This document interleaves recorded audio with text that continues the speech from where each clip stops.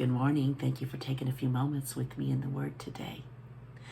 I have found as I walk with God and walk with other Christians, sometimes we can get to the place to where if I get that one manifestation, then everything's going to be good. It could be that financial breakthrough. It could be a healing. It could be that one preaching engagement or that certain level in the gifts or a loved one being born again. And all of these are the will of God for our lives. He says in 3 John 2 that he wishes above all things that we prosper and be in health, even as our soul prospers. And in all these things is the manifestation of God himself.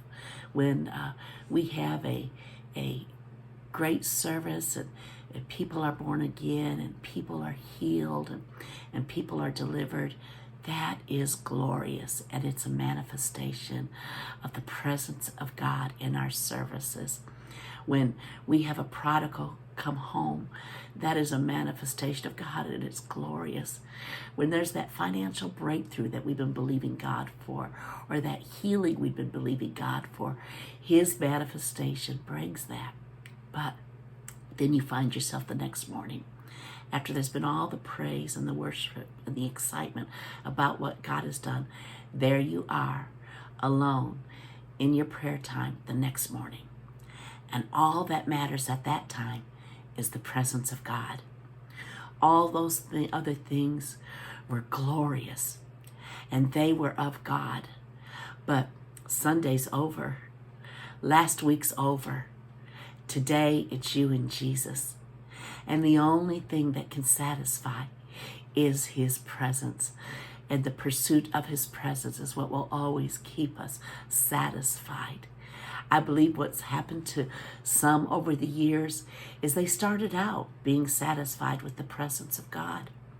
And they've watched the manifestation of what they were believing God for. But those things couldn't satisfy. It didn't matter how big the service was, how great the miracles were, how great the increase in their life was. When it was all said and done, that cannot satisfy. All that can satisfy is the presence of God. And so they tried to find their satisfaction in all those wonderful works of God, but they were not pursuing his presence. And so they were not satisfied and tried to find satisfaction in things that they should not be in places they should not be looking for. And so, child of God, nothing can satisfy like the presence of God. Think about Moses. Moses, he's meeting face to face with God. And God's letting Moses know that he will go into the promised land. But Moses said this, if your presence doesn't go, I'll not go into the promised land.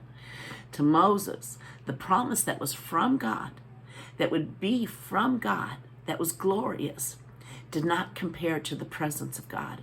And Moses refused to go into the promise without the presence of God. His presence was more important. And the presence of God was what satisfied him. And what about King David? David, he said, take not thy Holy Spirit from me. The only thing that could satisfy David was the presence of God. And you and I too, our number one desire is his presence. Now understand, he is always with us. He is always with us. He never fails us. He never forsakes us. We are his temple. But to be aware of his manifested presence is truly what satisfies the soul of man. I love you, and I look forward to being with you again next week.